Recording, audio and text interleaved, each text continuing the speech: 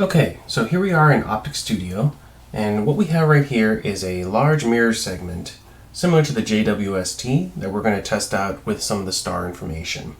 Through our workflow, we've added a lightweighting pattern to the back of the mirror, we've added a mechanical component for the mount, and we've done some FEA analysis.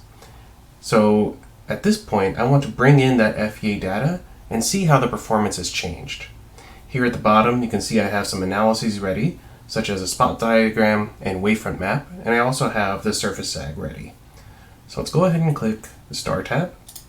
And now I want to click Load FEA Data. And this is going to open the tool that enables me to bring in FEA data and load it onto the surface.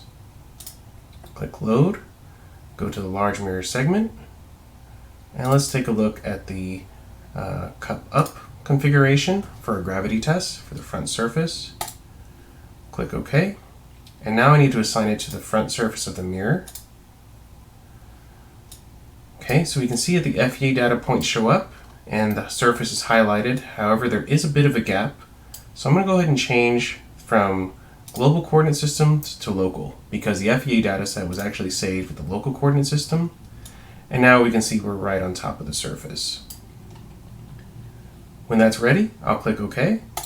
And now the STAR module is going to load the FEA data and perform a fit and apply that to the optical surface. This is a pretty simple system, so it calculates the results right away. And we can see that the spot size diagram changes from an infinitely small point into a nice pattern that basically shows the mount and the light weighting in the back. Same for the wavefront error.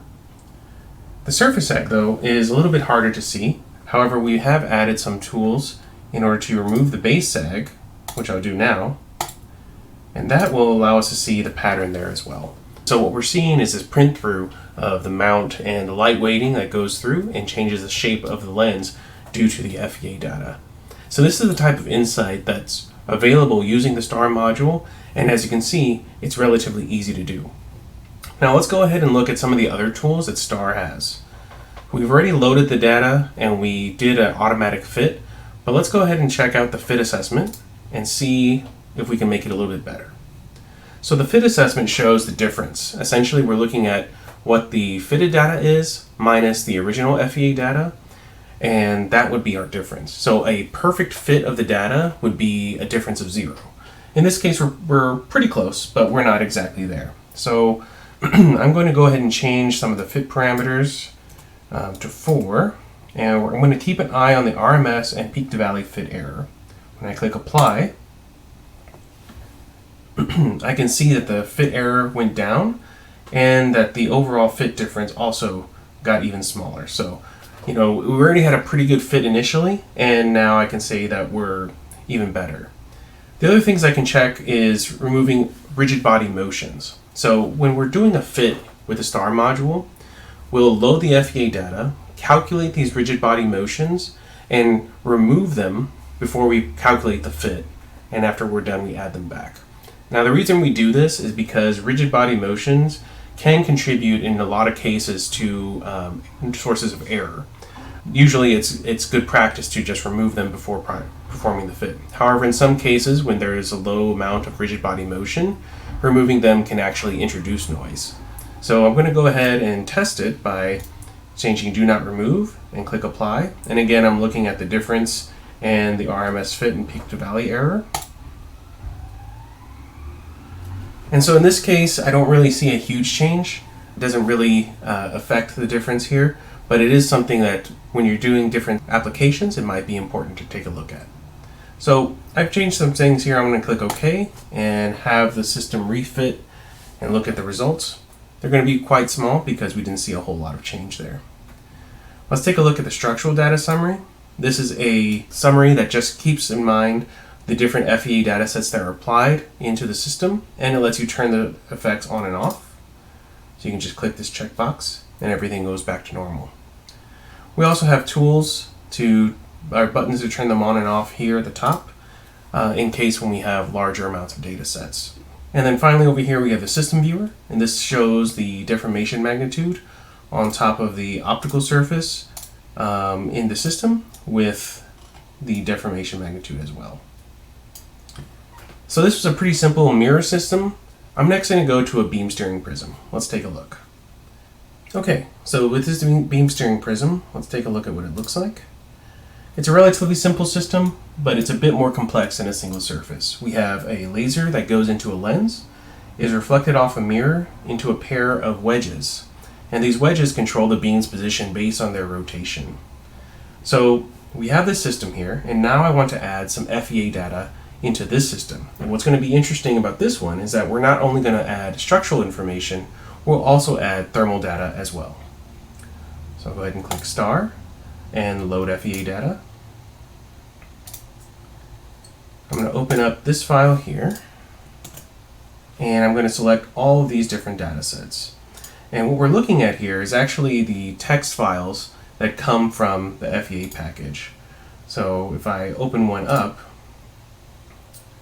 you'll be able to see that it's a relatively simple, basic tab delimited text file. So for structural information, it's 6 columns, and that is 3 for x, y, and z, and then 3 for the deformation vectors of dx, dy, and dz. And it's a very similar case for thermal, except we only have 4 columns: the x, y, z position of the nodes, and then the temperature. So x, y, z, and then temperature. Again, tab delimited. So this means that any FEA package can make data that STAR can work with. Alright, so I'm going to select them all, and we have a mixture of temperature and deformation. And based on the structure, STAR is going to assign them to the different tabs here. So I have 7 structural data sets and 3 thermal data sets.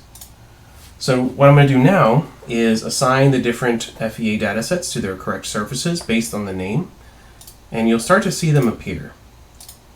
And this case is a little bit different because the coordinate system with which the optical FEA datasets were saved in is different than the OpticStudio coordinate system. So even though I've loaded all the FEA datasets, you can see that it's just not aligned properly. So we need to use some of the controls available in STAR in order to get this alignment. After talking to my FEA engineer, I know the difference in positions between OpticStudio and the FEA package. So I'll go ahead and type those in, and we can just click apply to see how things start changing. So I'll click -45 here. Oh, I should actually select everything, all the surfaces, not just one. Let's try that again. -45. Now we've shifted the whole system and rotated it. And now I need to move this over to align to the rest of the surfaces. And again, from my structural engineer, I know that these are the values I need to put. -39.5 in Y and 39.5 in Z. I'll click apply.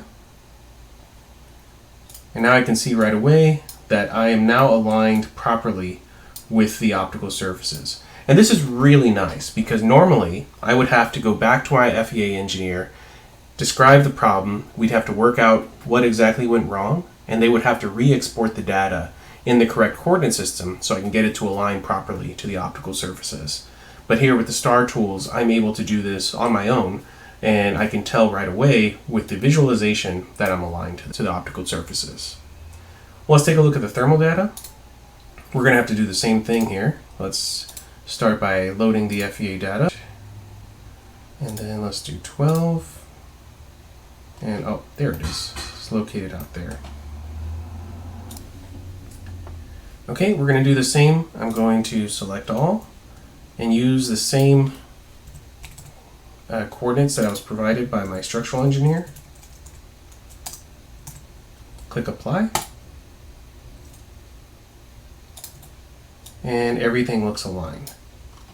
So now I can see that my thermal data sets and my structural data sets are all aligned to the optical surfaces and the lenses, and now I can click OK. And just like before, STAR Module is going to load the FEA data, calculate the numeric fit, and apply to the optical surfaces, and it's going to do that for the temperature as well. Okay. So now I have the FEA data loaded into the system with the beam steering file, and I have our metrics here at the bottom.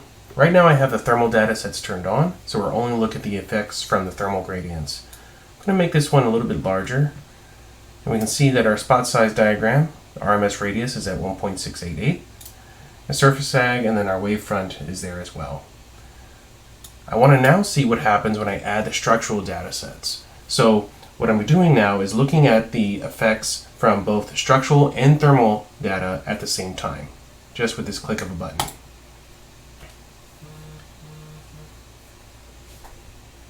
Now we can see that the spot size diagram has increased in size, and the surface sag is kind of hard to see, and the wavefront map has changed just a little bit. Let's take a look at the surface sag, because there's another couple of functionalities that we've added. So the surface sag shows here, and now we're also going to remove the base sag from surface 2. And this, again, just like we saw with the large mirror segment, shows that we have some differences in the background that we can now see with the tools that we've added with the STAR module. Looking at the system viewer, we can also see how the deformation magnitudes are on top of the optical surfaces. We can also see other information such as the index point clouds from the temperature data as well. So right away we can see where the hotspots are and the change in refractive index in the system due to the laser effect. So this is the type of information that we can now access using the STAR module that wasn't possible previously. This, along with the tight integration into the OpticStudio user interface, as well as the STAR API that communicates directly with the OpticStudio API, means that you're now able to do stop analysis more efficiently and easily inside of the OpticStudio environment.